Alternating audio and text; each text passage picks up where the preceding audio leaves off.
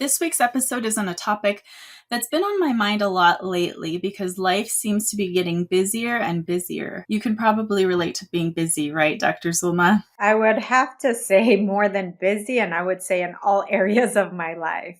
If you're in high school or college and struggling to do everything that you are expected to do or want to do, then please keep on listening because we have some great tips for you today when it comes to time management.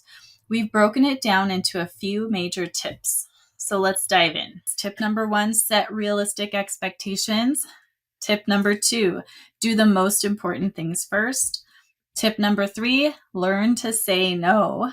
And tip number 4, allow flexibility for the unexpected. I think creating balance is important and recognizing that each of us has a different meaning of balance as well. Also, knowing that it's okay to say no and create boundaries for yourself. My kids nowadays, they constantly hear mommy say, I am only one person and I can only do so much.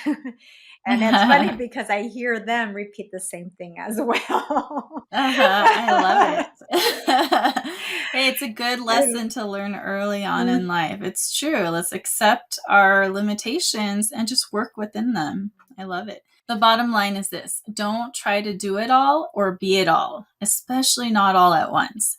Don't try to be superhuman because chances are you'll either end up failing or burning yourself out way too quickly. In fact, doctors tend to have high rates of burnout, and at least one reason for this is that we try to do too much.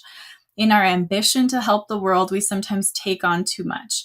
We don't want you to become a burned out doctor, so learn the lesson now instead of later.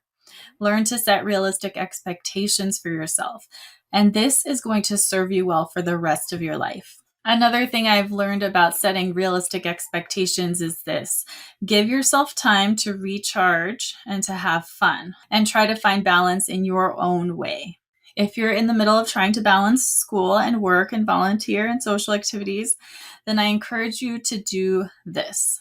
Write down a list of all the projects or things that you have going on in your life. And it's going to look different for every person.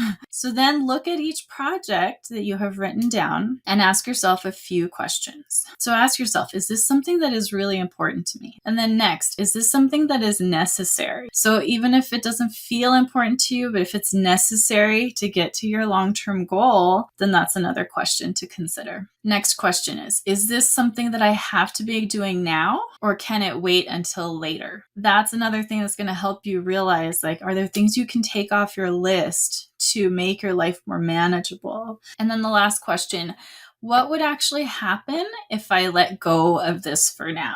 Those questions can be really helpful. If you know that you have too many things on your to-do list, it can really help to break it down, take a step back, look at everything you're trying to do and see, okay, what do I actually need and want to be doing, and what has to happen now?